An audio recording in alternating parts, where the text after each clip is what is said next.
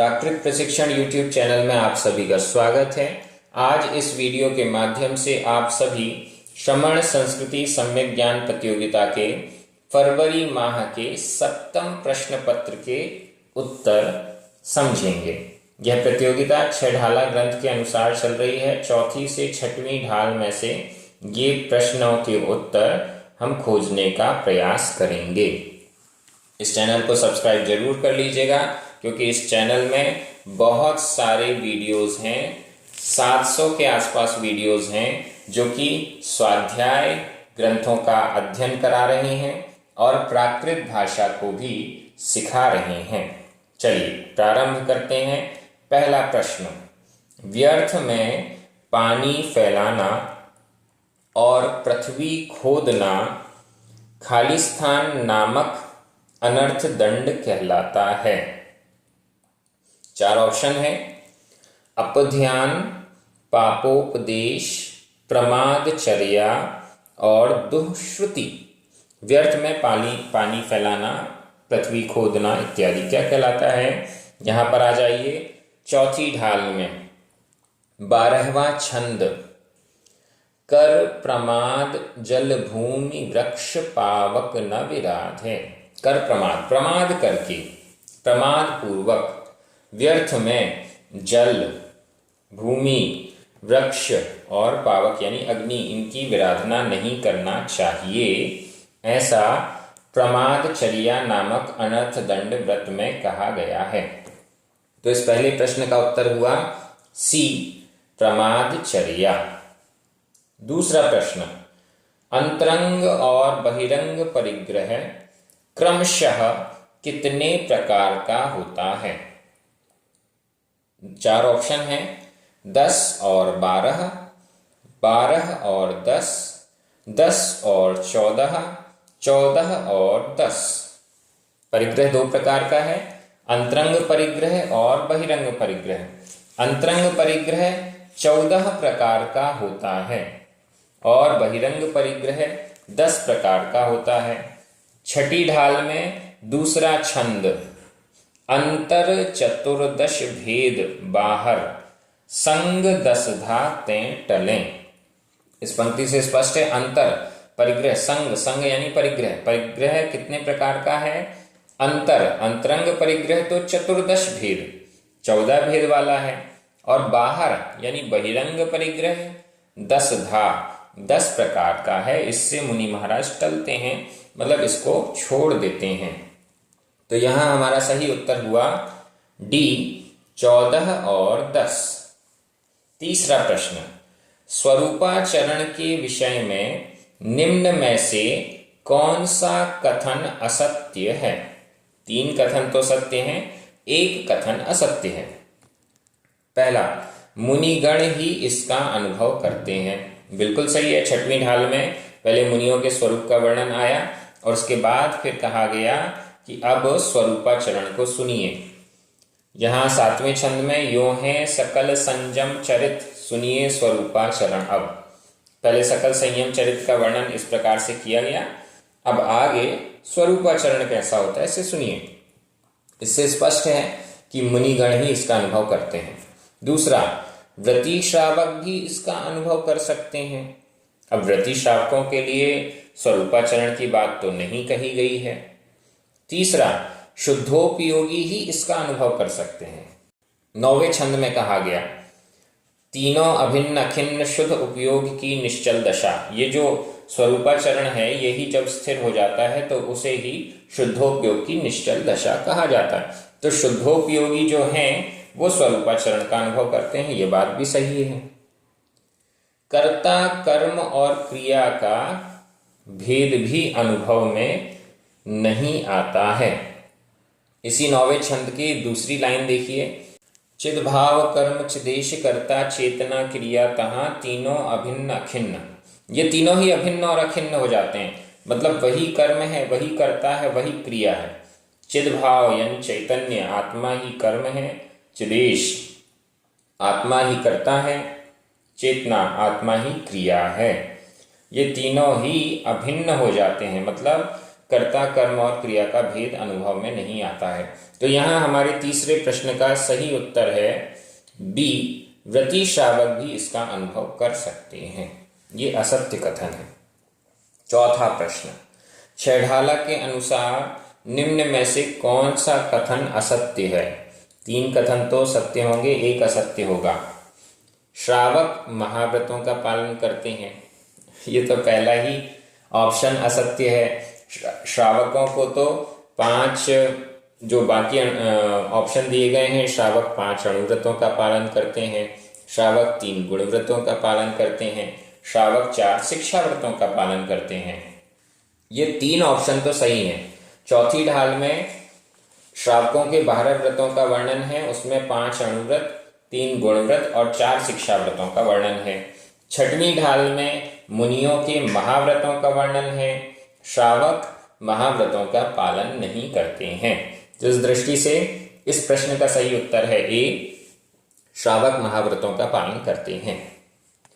5वां प्रश्न, निज भाव को वर्ण आदि और राग आदि से अलग करने के लिए कौन सी छेनी का प्रयोग किया जाता है? अब इसके लिए हमें छठवीं ढाल में जाना पड़ेगा, जहां पर मुनि महाराज आत्म ध्यान में लीन होते हैं और फिर कर्मों से छूटने का प्रयास करते हैं। यहाँ 8वें छंद में, जिन परम पैनी सुबुधि छेनी डारी अंतर भेदिया वर्णादि अरुरागादिते निज भाव को न्यारा किया। जिन्होंने परम पैनी, बहुत तीक्ष्ण, बहुत नुकीली सुबुद्धि रूपी छेनी के द्वारा अंतर भेदिया, अपने अंतरंग का भेदन कर दिया है, वर्णादि अरुरागादिते, वर्ण आदि और राग आदि से निज भाव को, अपने आत्म भाव को न्यारा किया है, अलग अलग कर दिया है। तो कौन सी छेनी है? वह है सुबुद्धि। सुबुद्धि 4 ऑप्शन है, श्रद्धा, सुबुद्धि, अनुमान और प्रमाण। तो यहां पर सही उत्तर है सुबुद्धि, बी। 6वां प्रश्न, इन चिंतत सम सुख जागे, इसका किसका चिंतन करने से समता रूपी सुख उत्पन्न होता है? किसका चिंतन करने से? तो हम पहुंच जाएं 5वीं ढाल में, जहां पर 12 भावनाओं की चर्चा की गई है। दूसरा छंद, इन चिंतत सम सुख जागे, इनका चिंतन करने से समता रूपी सुख उत्पन्न होता है। 5वीं ढाल में 12 अनुप्रेक्षाओं का वर्णन है। इन 12 अनुप्रेक्षाओं का चिंतन करने से समता रूपी सुख उत्पन्न होता है। 4 ऑप्शन दिए गए हैं यहाँ पर, अणुव्रत, महाव्रत, अनुप्रेक्षा और परिचय जय। तो हमारा सही उत्तर है सी, अनुप्रेक्षा। 7वां प्रश्न, छैढाला में प्रयुक्त बाज शब्द का क्या अर्थ है? 4 ऑप्शन हैं, पक्षी विशेष, हाथी, घोड़ा और सिंह। इस पंक्ति को हम चौथी ढाल में देखते हैं।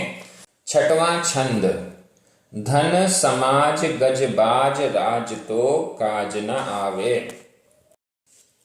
धन समाज गजबाज, बाज शब्द यहाँ पर हमको मिल गया है, राज तो काज न, ये सब काम नहीं आते हैं। धन, समाज, गज का मतलब है हाथी, बाज का मतलब है घोड़ा, राज, ये सब तो काज नहीं आते, काम नहीं आते। क्या काम आता है? ज्ञान आपको रूप भय। जब ज्ञान आत्मा का स्वरूप बन जाता है तो फिर वह अचल रहता है। सम्यक ज्ञान ही हमारे काम आता है, ऐसा यहाँ पर कहा है। तो बाज शब्द का यहाँ पर अर्थ है सी, घोड़ा। 8वां प्रश्न, निम्न में से कौन सी तिथि प्रत्येक माह में आने वाले 4 पर्वों में शामिल नहीं है? 4 ऑप्शन हैं, अष्टमी, त्रयोदशी, चतुर्दशी, उपर्युक्त सभी। ये परव चतुष्टय माही, चौथी ढाल में 13वां छंद, दूसरी पंक्ति, परव चतुष्टय माही पाप तज प्रोषध धरिये। प्रोषधोपवास की जहां पर चर्चा हुई 4 शिक्षा व्रतों में, तो वहां पर 4 पर्वों की बात की गई। पर्व चतुष्टय माही, 4 पर्वों में, प्रत्येक माह में ये 4 पर्व आते हैं, 2 अष्टमी और 2 चतुर्दशी, ये 4 पर्व कहलाते हैं। तो यहाँ पर पर्वों में कौन सी तिथि शामिल नहीं है? अष्टमी शामिल है, चतुर्दशी शामिल है, त्रयोदशी शामिल नहीं है। तो हमारा इस प्रश्न का सही उत्तर हुआ बी, त्रयोदशी। 9वां प्रश्न, मुनिराज किसमें समता धारण करते हैं? 4 ऑप्शन है, शत्रु और मित्र, निंदा और स्तुति, पाप और पुण्य, चौथा है उपर्युक्त सभी। मुनिराज तो हर जगह समता धारण करते हैं। समता का मतलब है समान दृष्टि रखते हैं। यहां पर 6वीं ढाल में 6वां छंद, अरि मित्र महल मसान कंचन कांच निंदन थुति करन अर्घावतारन असि प्रहारन में सदा समता धरन, हमेशा समता धारण करते हैं। शत्रु मित्र में, महल शमशान में, कांच स्वर्ण में, निंदा स्तुति में, अर्घावतारण कोई पूजा कर रहा है, या असी प्रहारण कोई प्रहार कर रहा है, तलवार से उपसर्ग कर रहा है, इन सभी में वे समता धारण करते हैं। तो पहला ऑप्शन, शत्रु और मित्र में भी समता, निंदा और स्तुति में भी समता, पाप और पुण्य, पाप का फल आए चाहे पुण्य का फल आए, सब में समता। तो इस दृष्टि से इस प्रश्न का सही उत्तर है डी, उपर्युक्त सभी। 10वां प्रश्न, कर्मों का आश्रव रोकने में कौन समर्थ है? 4 ऑप्शन है, जो पाप कार्य नहीं करते हैं, जो अपने चित्त को आत्मानुभव में लीन रखते हैं, जो पुण्य कार्य नहीं करते हैं, जो उपर्युक्त तीनों विशेषताओं से सहित हैं। इसका वर्णन हमको 12 भावनाओं, जब 5वीं ढाल में 12 भावनाओं का वर्णन चल रहा है, तो संवर भावना, कर्मों का आश्रव रोकने में कौन समर्थ है? आश्रव रोकने में समर्थ मतलब संवर भावना की चर्चा हमको 5वीं ढाल के 10वें छंद में मिल रही है। जिन पुण्य पाप नहीं कीना, आत्म अनुभव चित दीना, तिन्ही विधि आवत रोके, संवर लही सुख अवलोके। तिन्ही, उन्होंने ही, विधि यानी कर्म को आवत आने से रोका है, उन्होंने ही कर्मों के आने को रोका है, और संवर प्राप्त करके सुख को अवलोका है, सुख को देखा है। किन्होंने? जिन पुण्य पाप नहीं कीना, जिन्होंने पुण्य और पाप दोनों छोड़ दिया है, त्याग कर दिया है। तो पहला ऑप्शन हमारा था जो पाप कार्य नहीं करते हैं। बिल्कुल, जो पाप कार्य करते हैं वो तो कर्मों का आश्रव करते हैं, और जिन्होंने पाप कार्य नहीं करते हैं, पहला ऑप्शन सही है। दूसरा, जो अपने चित्त को आत्मानुभव में लीन रखते हैं, दूसरा ऑप्शन भी आत्म अनुभव चित्त दीना, जिन्होंने आत्मानुभव में लीन है। आत्मा के अनुभव में जब वो लीन नहीं है, अन्य प्रवृत्ति में लीन है, तब तो वे कर्मों का आश्रव करते हैं।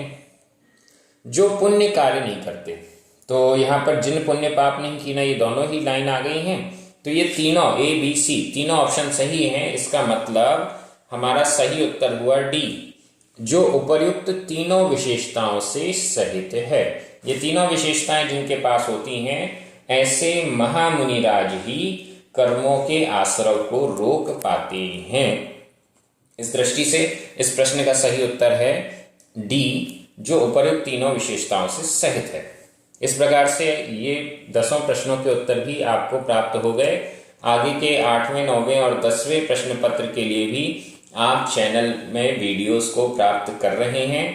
जरूर सब्सक्राइब कीजिए और अपने सभी मित्रों को शेयर भी कीजिए। जय जिनेंद्र।